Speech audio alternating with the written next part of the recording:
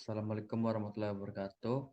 Perkenalkan, nama saya Maulana Mahfudz Mujianto, NIM 111-214 dari Teknik Komunikasi Geologi B. Nah, di sini saya akan mempresentasikan mengenai proposal penelitian saya yang berjudul Analisis Data Kualitatif dan Data Geologi untuk kelayakan pembangunan geowisata Danau Beko, Desa Jatilaba, Kecamatan Margasari, Kabupaten Tegal.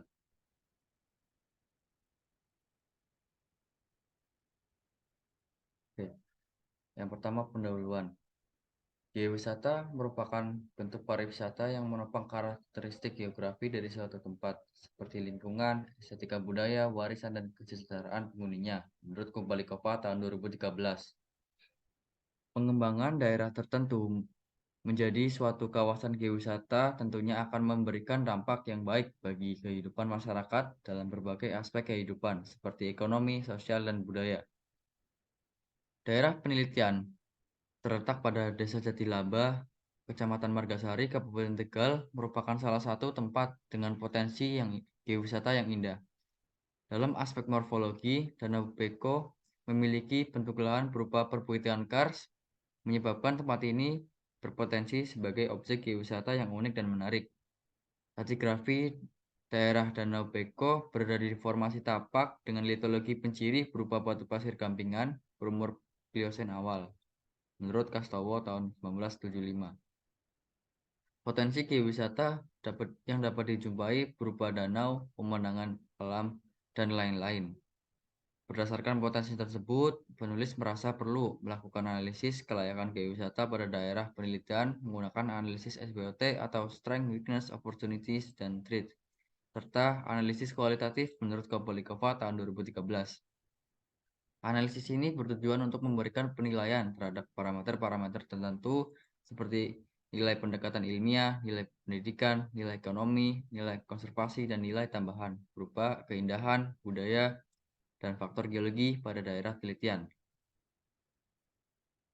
Nah, hasil penelitian ini diharap mampu memberikan informasi pada pemerintah daerah dan masyarakat di Kabupaten Tegal terhadap potensi-potensi kawasan yang dapat digunakan sebagai situs geowisata di wilayah Kabupaten Tegal, sehingga mampu digunakan sebagai perencanaan pembangunan di setiap wilayah dan dalam strategi pelaksanaannya sebagai acuan untuk pembangunan wilayah berkelanjutan yang dapat meningkatkan efisiensi sumber daya yang digunakan untuk pelaksanaan pembangunan. Untuk mengimplementasikan hal tersebut diperlukan integrasi antara dimensi sosial, lingkungan, dan ekonomi. Nah, berikut metodologi yang digunakan dalam pelaksanaan penelitian kali ini. Yang pertama, melakukan penentuan daerah penelitian, kemudian melakukan studi pustaka geologi dan fisiografi. Yang ketiga adalah melakukan studi pustaka mengenai geowisata. Nah, setelah data tersebut lengkap, mulai pada tahap pengumpulan data berupa data geologi dan data geowisata. Pada data geologi, memerlukan data stratigrafi regional, data geologi regional, kemudian data topografi regional, tata guna lahan, rupa bumi, dan struktur geologi. Nah, kemudian pada tahap analisis dan setelah melakukan tahap analisis lapangan dan analisis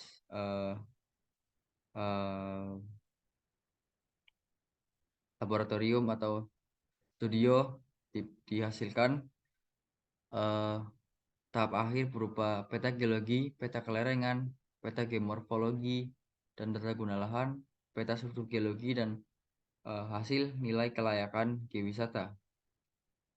Nah, kemudian pada tahap rekomendasi geowisata dilakukan integrasi antara output-output yang telah digunakan pada hasil analisis sehingga didapatkan rekomendasi geowisata yang ada.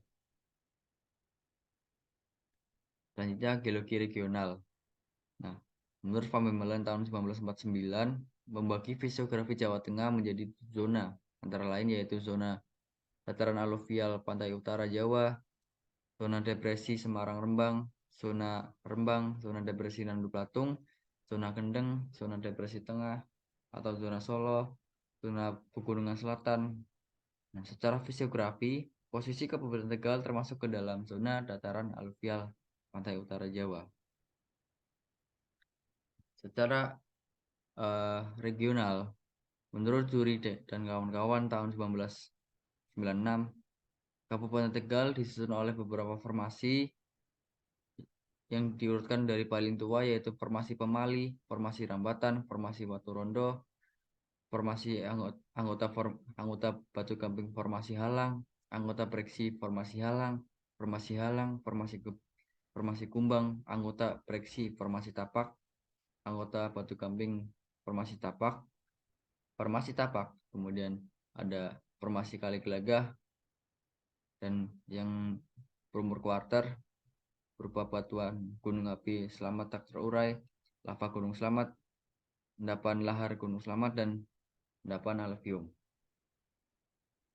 Nah, secara regional, struktur geologi yang berkembang pada Kabupaten Tegal dipengaruhi oleh kompresi yang berarah utara selatan, yang menghasilkan sesar utama berarah barat laut tenggara dan timur laut barat daya dengan gerakan oblik.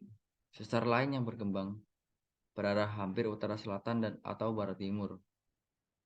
Sesar naik yang berarah barat timur, di mana blok utara bergerak naik yang diduga sebagai bagian dari sistem sesar naik busur belakang. Lipatan yang berkembang berorientasi barat timur. Kita masuk pada penutup.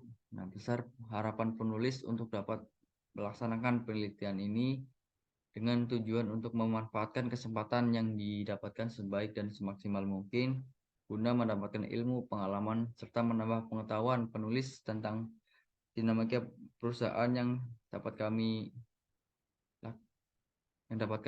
dapatkan, yang tidak dapat kami dapatkan selama di bangku kuliah.